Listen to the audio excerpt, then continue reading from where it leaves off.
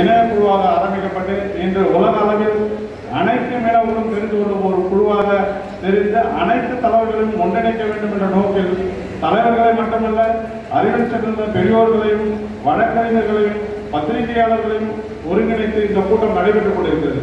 இங்கே எனக்கு கொடுக்கப்பட்டுள்ள தலைப்பு என்னவென்றால் கடலும் கடற்கரையும் கடலாளிக்கே அதை எப்படி காப்பாற்றுவது, வருகின்ற திட்டங்களில் நாசகர திட்டங்களும் சட்டங்களிலிருந்தும் மக்களை எப்படி காப்பாற்றுவது, கடற்கரையை எப்படி நாம் கையகப்படுத்துவது.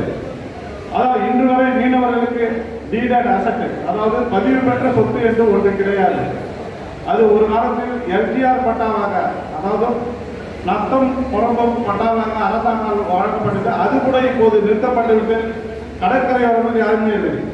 கடற்கரையை கபலீகரம் செய்வதற்காக பன்னாட்டு நிறுவனங்கள் சாகரமாலா என்ற திட்டத்தை ஆரம்பித்து அதற்கு பக்கபலமாக பாரத்மாலா, கப்பல் வழித்தடம், ஹைட்ரோ கார்பன் திட்டம், நீட்டினோ திட்டம், நீல பொருளாதாரம், நீல புரட்சி, கடற்கரை ஓரங்களில் சுற்றுலா மேம்படுத்துதல் மற்றும் கடற்கரை விளையாட்டுகளை மேம்படுத்துதல், தேசிய மீன்வளம் குறித்த தேசிய கடல் மீன்வளம் குறித்த கொள்கை 2017, கடற்கரை மீன்வள மேலாண்மை மற்றும் ஒழுங்குபடுத்தல் சட்டம் 2019 மசோதா, இப்படி எண்ணற்ற திட்டங்களையும் சட்டங்களையும் மீனவர்களை கடற்கரையிலிருந்து அப்புறப்படுத்த வேண்டும். கடற்கரை ஒரு அழகான இடம், அங்கு தாது பொருட்களும் இயற்கை வளமும் கொட்டி கிடக்கின்றன. அதை அவர்கள் கபலீகரம் செய்ய பன்னாட்டு நிறுவனங்கள் அபகரிக்க மீனவர்களை முதலில் கடற்கரையிலிருந்து அப்புறப்படுத்தியாக வேண்டும். அதற்கு ஸ்மார்ட் சிட்டி என்ற ஒரு திட்டத்தையும் கொண்டு வருகிறார்கள். ஸ்மார்ட் சிட்டி அதற்கு ஒரு இயற்கையும் அதற்கு உதவியாக இருந்திருக்கிறது என்றுதான் நாம் நினைக்க வேண்டும். நமது விதி அப்படி. சுனாமி நேரத்தில் ஏற்பட்ட அந்த நமது உடைமை உயிர் இழப்புக்காக அவர்கள் 3 கிலோமீட்டர் 6 கிலோமீட்டர் தூரத்திற்கு அப்பால் நமக்கு வீடுகள் கட்டி கொடுத்தார்கள். அந்த வீடுகளை நாம் புறக்கணித்திருக்க வேண்டும். ஏனென்றால் மீனவன் என்பவன் இயற்கையோடு வேட்டையாடும் சமூகம். இவன் வேட்டை சமூகம், ஹண்டிங் பீப்புள்.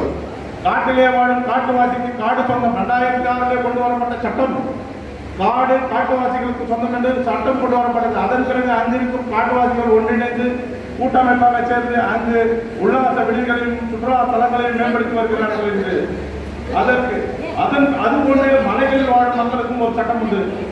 அந்த காட்டுவாசி அதிலே ஷெட்யூல் A, B என்று கிளைம் ஃபார்ம் இருக்கிறது. அதை வைத்து அவர்கள் அந்த காடை தனக்கு சொந்தமானதாக ஆக்கிக் கொள்கிறார்கள். அதுபோன்று கடற்கரையை நமக்கு சொந்தமானதாக ஆக்க வேண்டும் என்றால் மீனவர்களுக்கு கடலிலும் கடற்கரையிலும் உரிமை உண்டு என்ற ஒரு சட்டத்தை கொண்டு வர வேண்டும். இதை 2007 ஆண்டு மத்தியிலே மாண்புமிகு ஜெயராம் ரவி அவர்கள் ஒரு சட்டத்தை கொண்டு வந்தார், ரைட் ஃபார் ஃபிஷர் பீப்புள். அதுல முழுக்க நமக்கு எதிரான சட்டங்களே அதில் வைக்கப்பட்டுள்ளன. அந்த சட்டங்கள் இந்த இணையதளத்திலிருந்து நீக்கப்பட்டுள்ளன. அந்த சட்டம் மீண்டும் வர வேண்டும். அதில் எங்களுக்கு உரிமையை கொடுக்க வேண்டும். 1991 வரப்பட்ட கடற்கரை மண்டல ஒழுங்குபடுத்தல் சட்டம், அதிலே மீனவர்களுக்கு 4வது அத்தியாயத்திலே 3வது பிரிவிலே சொல்லப்பட்டது, கடற்கரையில் மீனவர்கள் வாழ்ந்து கொள்ளலாம், போத்தன் என்ற ஒரு இனமும் வாழ்ந்து கொள்ளலாம். இவர்கள் எதற்காக அங்கே வீடு கட்டிக் கொள்ளலாம், மீன் உணர்த்திக் கொள்ளலாம், வலைகளை பாதுகாத்துக் கொள்ளலாம் என்ற ஒரு சட்டம் உண்டு. அந்த சட்டங்களை எல்லாம் நீக்கி நீர்க்கடித்துவிட்டு மீனவர்களை ஒன்றும் தெரியாத அப்பாவிகளாக்கிவிட்டு அங்கிருந்து கடற்கரையை கைப்பற்றும் நோக்கிலே இன்று சாகரமாலா திட்டம் தொடங்கி கப்பல் வழித்தடம் தொடங்கி இந்த மீன்பிடி மசோதா வரை மீனவர்களை அப்புறப்படுத்தும் செயலாக இருக்கிறது. நான் கூறுகிறேன், இங்கிருக்கும் மீனவர்களாம் இணையமோ மீனவரா என்று கூறிக்கொள்கிறோம். எத்தனை மீனவர்கள் சுருக்கோலைக்காரனை பார்த்தால் இழுக்கோலைக்காரனுக்கு போறாங்க, இழுக்கோலைக்காரனை பார்த்தால் தண்டு மரத்துக்காரனுக்கு போறாங்க.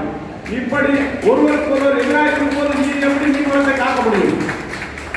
மீன் வளத்திற்கு எதிரான பல சட்டங்களும் திட்டங்களும் என்று அரசு, மாநில அரசாங்கம் இருக்கட்டும், மத்திய அரசாங்கம் இருக்கட்டும் செய்து கொண்டே இருக்கின்றன. எனக்கு தெரிந்து புதுச்சேரியிலே அருகாமையில் சுண்ணாம்பாவில் போடப்பட்ட குறுக்கு தடுப்பு சுவர், அணைக்கட்டுகள், இது மீனவருக்கு எதிரான விஷயம். இது எந்த மீனவருக்கு மீன் பிடிக்கும் முறையை நன்றி அறிந்த மீனவர்கள் மீன் வளத்தை பற்றி அறியவில்லை. இதுதான் நமக்கு கேள்விக்குறியான விஷயம். மீன் வளத்தை நாம் முதலில் படிக்க வேண்டும். மீன் எப்படி உருவாகிறது, மீன் வளம் அழிவதற்கு காரணம் என்ன, மீன் யாரால் அழிக்கப்படுகிறது, மீனவர்களால் அழிக்கப்படுகிறது. மீன் வளம் பல சூழல்களுக்கு அழிக்கப்படுகின்றன.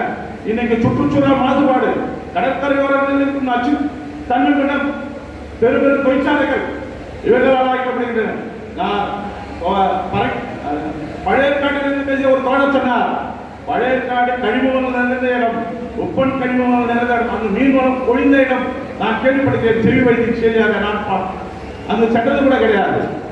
அங்கே என் ஊரிலிருந்து சென்று மீன் பிடித்து பழைப்பு நடத்தி வந்திருக்கிறார்கள். பழைய காட்டில் அப்படி ஒரு மீன் வளம் மிக்க பகுதி ஏன் இருக்கு?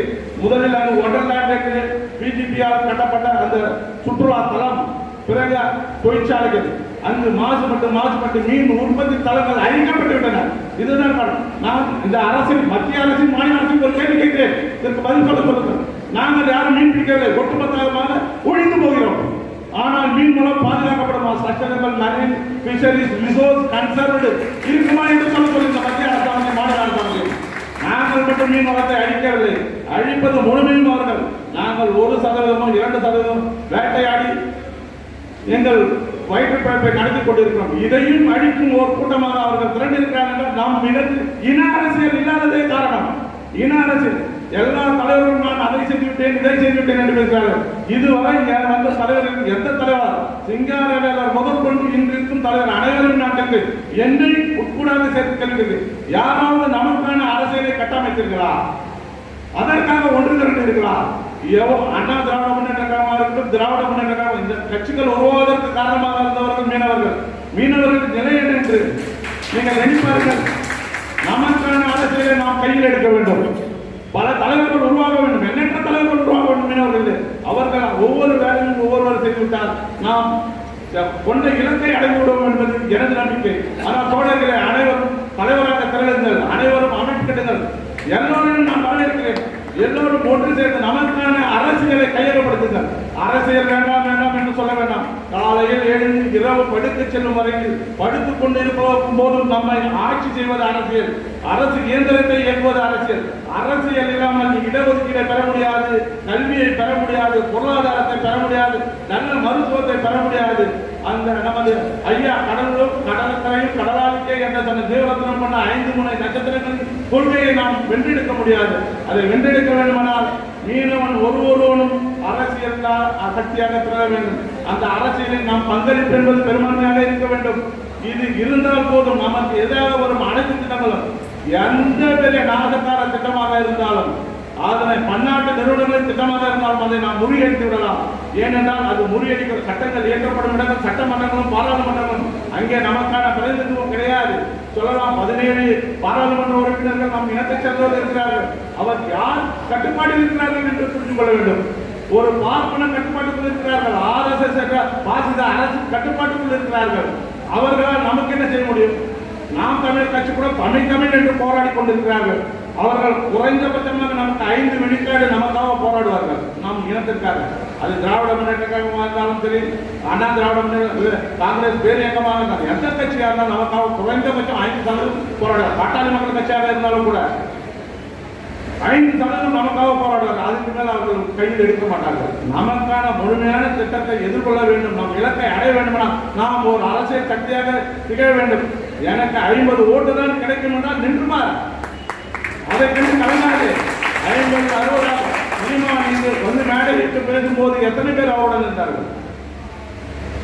நான் முதலிலே இயக்கம் அமைக்க வரும்போது நானும் என் தோழர் ரவியும் மட்டுமே இருந்தோம். இன்று என் அமைப்பில் 150 பேர்கள் இருக்கிறார். அது என்னுடைய வெற்றி. எனவே தோழர்களே, ஒருவர் என்று யாரும் பயந்து விடாதீர்கள். நாம் கடற்கரைகளும் ஒதுங்கி கிடக்கும் காக்கா மட்டைகள் இல்லை, தீ குச்சிகள். தீ மட்டுமே தன்னுடன் சேர்ந்தவனை தீயாக்கும், புலி மட்டுமே தீக்கு உண்டான பண்பை கொண்டது. அதனால் ஒவ்வொரு மீனவனும் வேங்கை என்பதை நான் கூறி என் வாய்ப்புக்கு நன்றி கூறி விடைபெறுகிறேன். நன்றி, வணக்கம். நன்றி ஐயா. அடுத்ததாக திரு பாரதி அவர்கள் தென்னிந்திய